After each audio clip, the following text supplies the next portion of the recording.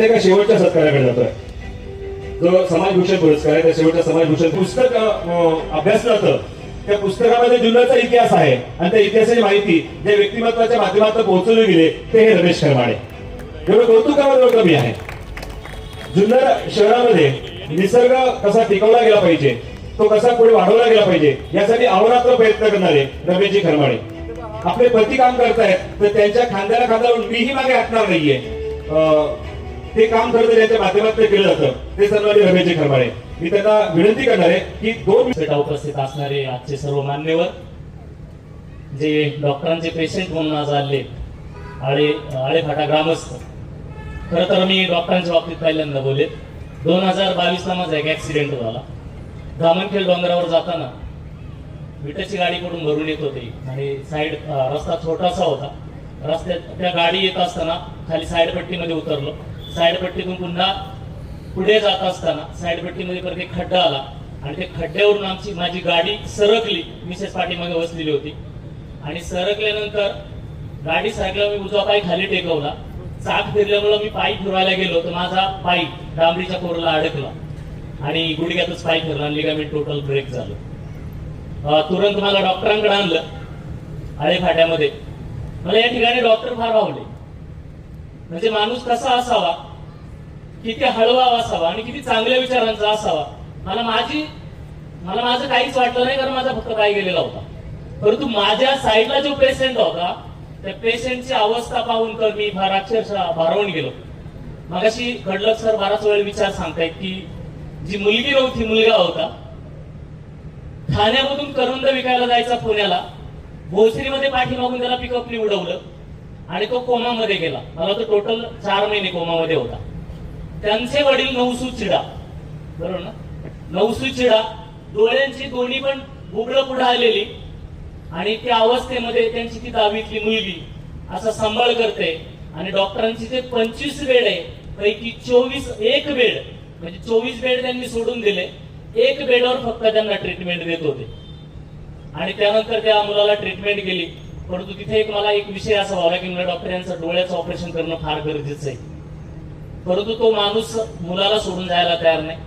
Total मुलाला नळीतून जेवण दिलं जात होतं. पोरगा काहीच बोलत नव्हता. ती पोरगी सोबत होती. त्यावेळेस डॉक्टर म्हटले माझा जेवढा स्टाफ आहे हा स्टाफ मी ह्या मुलाच्या सेवेसाठी ठेवील, परंतु तुम्ही जा आणि डोळ्याचं ऑपरेशन करा. आणि त्यानंतर ते डोळ्याचं ऑपरेशन झालं. मला वाटतं एक जाणता राजा आपल्या जुन्नर तालुक्यामध्ये होऊन गेला आणि एक जाणता डॉक्टर आपल्या जुन्नर तालुक्याला भेटतोय, फार मोठं आपलं सुदैव आहे. अनेक प्रसंग आहे सर. मला म्हटलं की आपण धामणकेनवरला प्रसंग सांगा, तिथल्या पाण्याचं काम सांगा. आज मी तुम्हाला फक्त एकच सांगेल की मी सकाळी आमले डॉक्टर आहेत डिंगोरला कार्यक्रमामध्ये होतो, परंतु मला डॉक्टरनी पाहिले की एक गोष्ट आठवते आणि ती प्रकाशाने सांगावीशी वाटते, कारण पर्यावरण हा महत्वाचा मुद्दा आहे. त्याच्यामध्ये कुणासाठी मदत करावी आणि कुणासाठी जगावं हा त्यातला फार महत्वाचा मुद्दा आहे. डोंगर जळत असतो, आपण इकडनं मजा पाहत असतो. त्या डोंगरावर असंख्य जीव जगत असतात. त्या डोंगराच्या एका झाडावर एका चिमणीचं घर असतं आणि ती चिमणी उडते. जसा डोंगर पेटायला सुरुवात होते की आपलं घर वाचलं पाहिजे, तिथून उडत उडत एका तळ्यावर जाते, चोची नदी पाणी घेते आणि ते जंगल विजवायला सुरुवात करते. तिचा हा कंटिन्यू उपक्रम चालू असतो आणि तिला टोचायला तिथे सगळे सोयरे तिथे येतात. तू कशाला एवढा उपद्व्याप करतेस?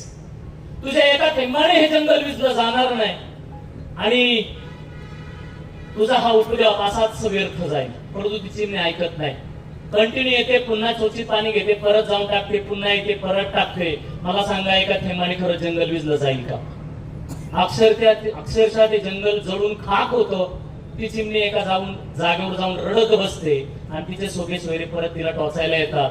तुला सांगत होतो तुझ्या एका थेंबाने हा जंगल विजलं जाणार नाही, हा उपद्व्याप कशासाठी केलास? ती चिमणी रडता रडता डॉक्टर एवढं भारी उत्तर देते की म्हणते ज्यावेळेस या जळालेल्या जंगलाचा इतिहास लिहिला जाईल त्या इतिहासाला 2 पानं असतील. एक पानं असेल जंगल वाचवणाऱ्यांच्या नावाचं आणि एक पानं असेल जंगलाची पेटताना माझ्या पाहणाऱ्यांच्या नावाचं.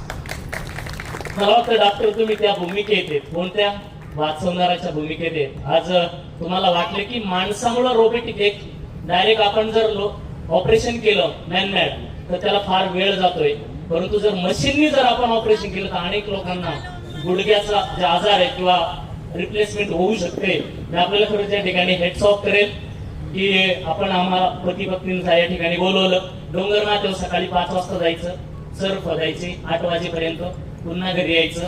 8 वाजल्यापासून पुन्हा कामावर दिवसभर वन विभागाच्या कामात करायचं, पुन्हा 5 वाजता परत जायचं. असं करताना आम्ही 60 दिवस लगातार काम केलं. 60 दिवसामध्ये 70 जलशोषक चर खोदले. त्याच्या पाठीमागे एकच भूमिका होती, प्रत्येक गावात पाणी पाणी करते परंतु पाण्यासाठी कोणी काम करत नाही. प्रत्येकाने जर ठरवलं 5000 लोकसंख्या असलेल्या गावाने की माझ्या शेतामध्ये मी दोनच चर खोदेल, तर मला वाटतं हजारो चर तयार होतील आणि पाणीच पाणी त्या ठिकाणी निर्माण होईल. असो, एवढा वेळ नाही, कार्यक्रमाला मी जास्त वेळ घेणार नाही. आम्हाला आपण त्यांचा या ठिकाणी सन्मान केला. मी संपूर्ण सोनवणे कुटुंबाचा या ठिकाणी ऋण व्यक्त करतो आणि डॉक्टरांना अशीच विनंती करेल की तुमच्या माध्यमातून अशीच रुग्णांची सेवा होत राहो. मी आईंच्या डोळ्यामध्ये अश्रू पाहिले, अनेकांचा अश्रू पाहिलं, त्या बाबांचं अश्रू पाहिलं. ही खरी तुमची कमाई आहे डॉक्टर, आणि तुमच्यातला माणूस जिवंत आहे या बसलेल्यांना ते सांगून जाते. असं या माध्यमातून सांगावंसं. आमच्या माध्यमातून एक आपला सन्मान या ठिकाणी होतोय. मगाशी मी सांगितलं होतं की एक जाणता राजा एकच फक्त फ्रेम देऊन जायची लगेच. बरं ठीक आहे, ओके, चालतंय. धन्यवाद. जय जय महाराज.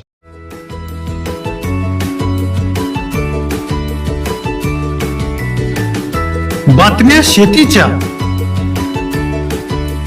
बातम्या मातीच्या, बातम्या अन्यायाच्या, गुन्हेगारीच्या,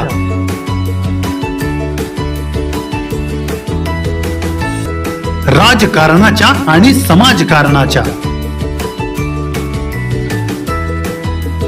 शोषणाविरुद्ध बुलंद आवाज, जनसामान्यांच्या हुंकाराची गाज, सत्कार्याला प्रोत्साहन, दुष्कृत्याला अनुशासन, निर्भीड, निस्पृह, सडेतोड, बेधडक आणि रोखटोक म्हणजेच विघ्नहर टाइम्स. शोध बातमीचा, ध्यास सत्याचा. आपलं चॅनल, आपली बातमी.